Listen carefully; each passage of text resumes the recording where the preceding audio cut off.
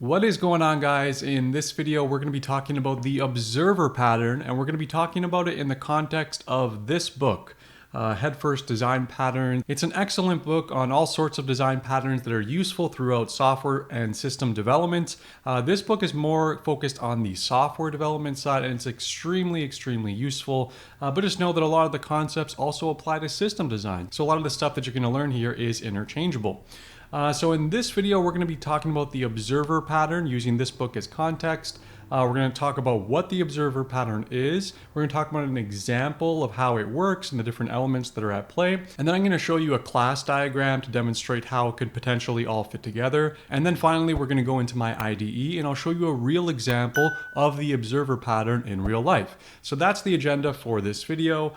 So the first thing that we are going to do is define the observer pattern from this book. So the definition of the observer pattern is as follows. The observer pattern defines a one-to-many dependency. So one-to-many dependency, so one thing and multiple things that are dependent on it, between objects so that when one object changes state, all of its dependents are notified and updated automatically. So I'm just going to repeat that last part to you because it's kind of important. When one object changes state, all of its dependents are notified and updated automatically. So let's break that down a little bit. So we have one object that is kind of the subject or the core object here.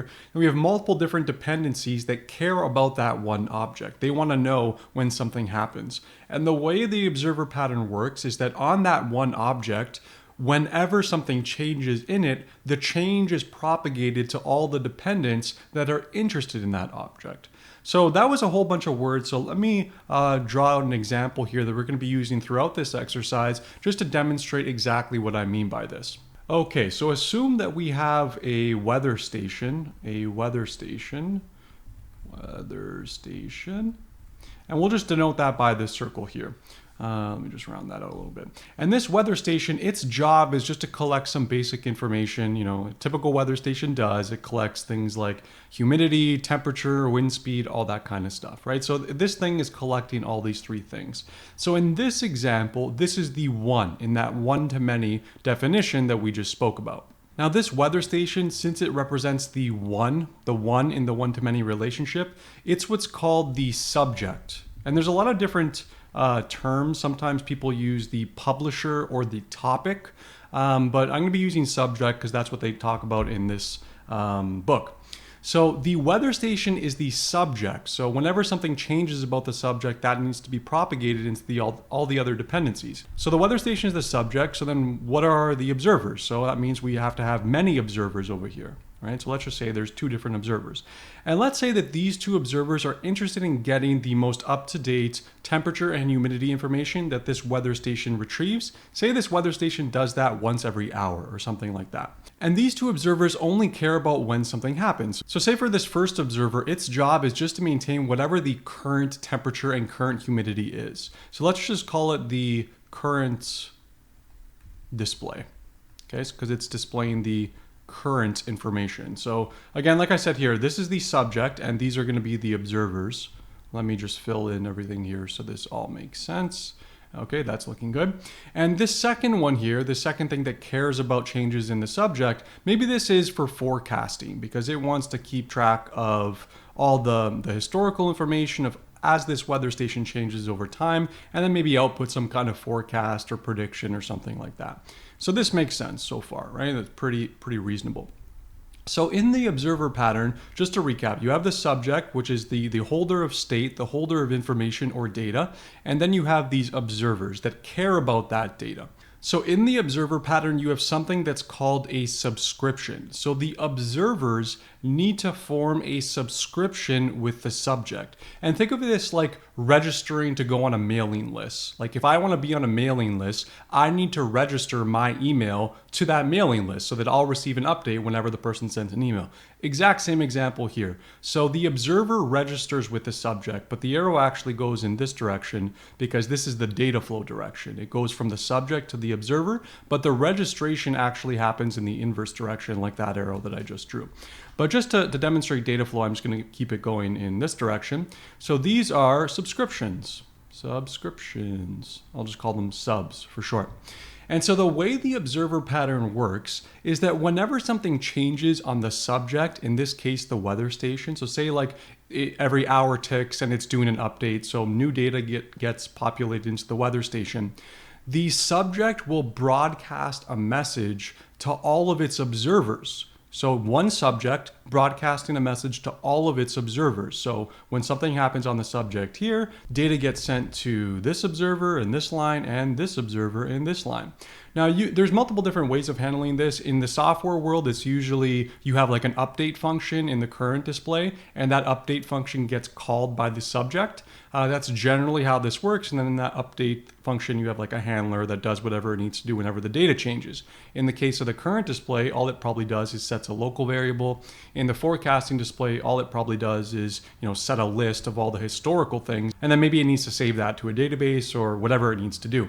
So this is the idea of the observer pattern. And this idea, how you have one topic, one subject, and multiple observers, it's also called fan out, because you have one entry point and multiple different kind of tangential flows that it can flow into to kind of update this data. So this is the observer pattern. So let's quickly talk about like why this is a good and useful thing. And let me just get a different color to denote here. So we know that when data changes, it flows to all these different observers. So say we did this the other way around. Say the observers were responsible for getting the data from the subject. So instead of having what we have here, we had a thing where, we have these three different circles, and now these guys are polling, and polling just means like calling on a timer and frequently asking, hey, did anything change? Did anything change? Did anything change?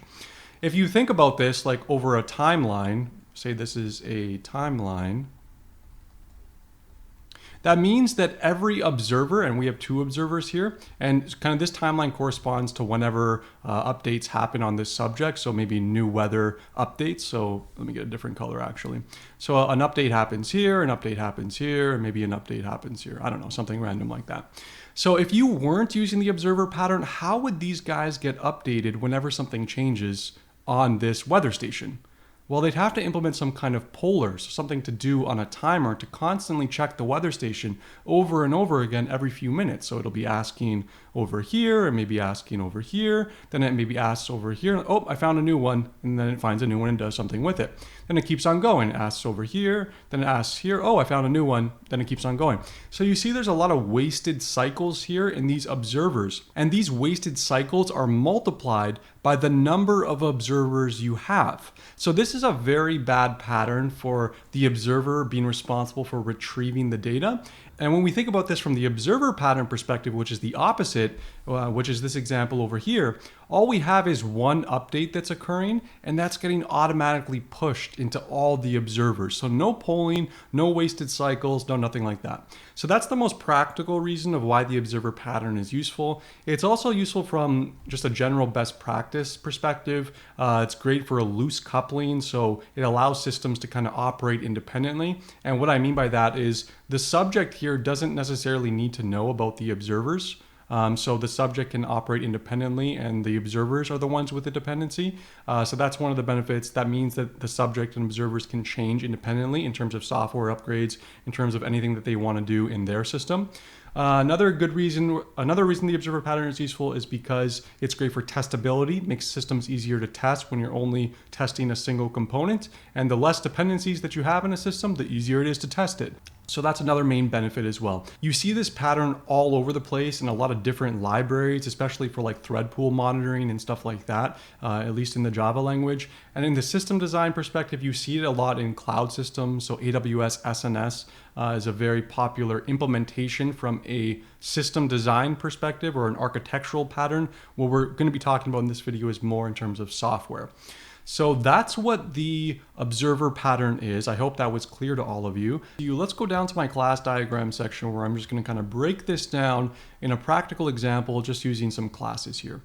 Okay, so the first thing that we need to kind of represent the subject or the topic. In this case, it's going to be the weather station example that we were just discussing. So let's define a interface. So we're going to have an interface up here. Interface, and just put some brackets around it. And we're going to call this interface the subject. Okay, and subject is going to be the thing that broadcasts the messages out.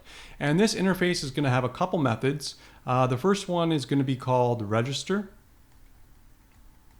observer, you can possibly call it. Another one is going to be called remove. And the last one is going to be called notify. So register adds an observer, remove removes an observer, and notify broadcasts a message to all the different observers. So those are the methods that this thing is going to have. And then we're going to have a concrete class called weather station. And the weather station, we're going to put this in purple, is going to implement the subject interface. So it's going to have to define all these three methods that exist here in the class body. So that's good for subject. We're also going to need a separate interface to represent the observers. So we're going to create a observer interface. Actually, this should be, so it's just interface here. Interface, and we only have two interfaces, so don't worry if you're getting tired of this. So the interface is going to be called observer, and I apologize in advance for my horrible writing. And for the interface, all it's going to have is one method, which is called update. And for the observers, they're going to implement this update method because that's what's going to tell the weather station what it should do with this observer when a change event happens. And we're going to see that more in a few moments here. So let's just fill out the remaining class here, and then we can get remaining classes rather, then we can get into the actual implementation. So in this example, I think we said we have a current conditions display, or current, let's just call it current conditions. And this thing's job is just to keep track of the current temperature and current humidity. So we're going to put temp and humidity. And maybe it wants to store it over time or something like that, but that's basically all this thing is going to do. Oh, by the way, the weather station also has these properties. It has the temperature and the humidity. But again, this can change over time as the weather station continually makes measurements. So that's what we're going to have for the current conditions. And then we also have a second one. I think I called it forecast. Yeah, forecast conditions. I apologize for my horrible writing. And this thing is I'm not gonna write it here, but it's just gonna maintain the history of all of these different temperature updates and then just expose them in a method. Maybe it'll have a method that says display last 7 days or something like that. So let's put that here. Last 7 days method, something like that. And then maybe the current conditions one has something called get current. So that's the idea here. And then with this interface, these current conditions classes are going to implement this interface. So that's what we got going on here.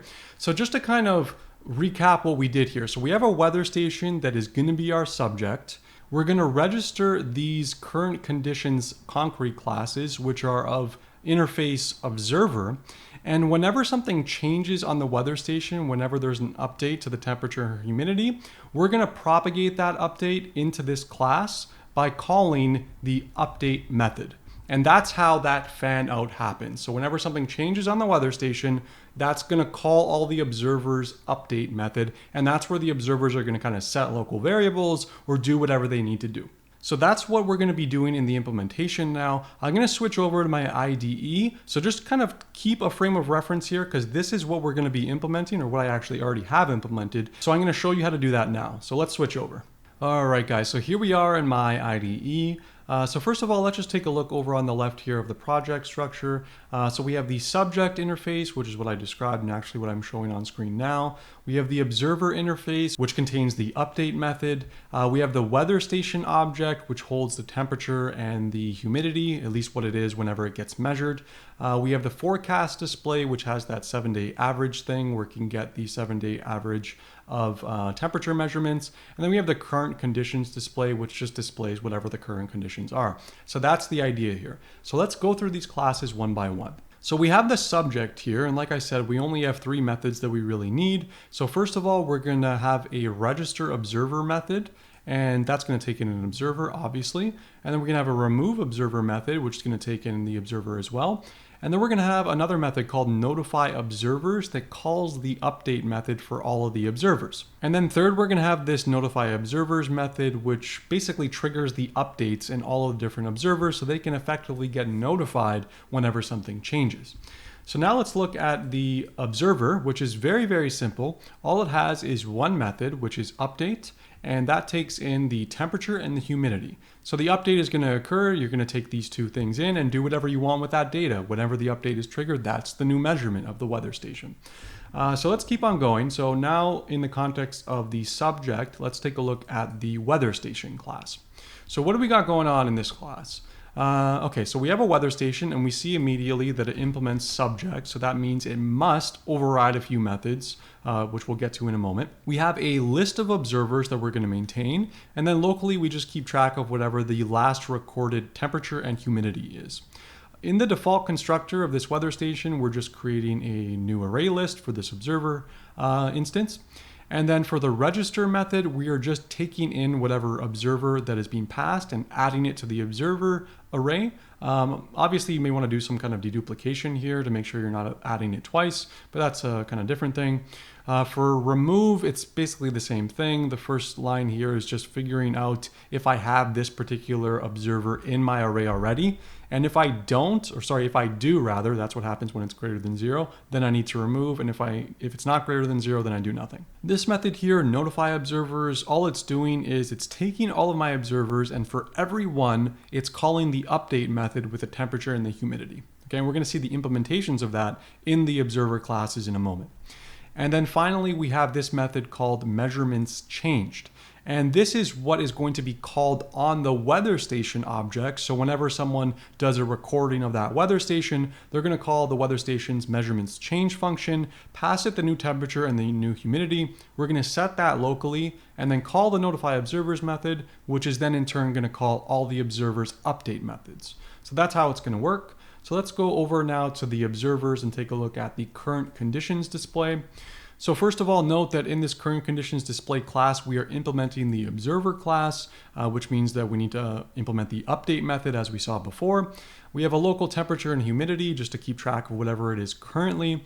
In our default constructor, we're taking an instance of the subject, which is the weather station in this case, and that's the subject, and registering ourselves. So this refers to this instance of the current conditions display class. So we're registering ourselves with the subject. And then we just have a update method that takes in the temperature and humidity, sets it to local, and then calls the display current. The display current just basically reads the temperature and humidity variables and prints it out to system out print line. The forecast display is pretty similar, slightly more complicated, but almost exactly the same. So forecast display implements observer. We got an array of temperature history and humidity history. When the constructor is called, we take in the weather station, we initialize the arrays, we register ourselves to be observers for this subject. So we subscribe to the subject or subscribe to the topic. And in the update method, we add the temperature to our history or temperature history array. We do the same thing for humidity history. And then we call the display 7-day history, which all it does is, these lines look complicated, but I put a comment here just to make it clear. So these things just print the last 7 days of history for both temperature and humidity. So it looks complicated using sublists and mathmax and all that stuff, but it's really not complicated. So that's all there is to implement the observer pattern. But so let's actually take a look at how this works through a runner here. So the thing that I wanted to emulate was I'm just going to set a timer every few seconds or every second or so. I'm going to simulate that the temperature gets changed. So like a new measurement is taken and we need to update all of our observers, so all of our subscribers. So taking a look at how I set this up here. So we're creating an instance of the weather station, which is the publisher or the topic in the PubSub or observer pattern terminology. So we create an empty instance. We need to create and register our displays, which are, in this case, observers. So we're creating a current condition display, passing in the weather station, creating a forecast display, passing in the weather station. And this is where I'm kind of simulating the updates. So I'm going to do this 5 times. We're just having a kind of counter thing here that's going to be printed so we can keep track of where we are in the updates. And then we're going to get a random temperature here, just making use of this helper function. And it's going to be between the range of minus 50 and plus 40. For humidity, it's only between 0 and 100%. So we're going to be between 0 and 100%.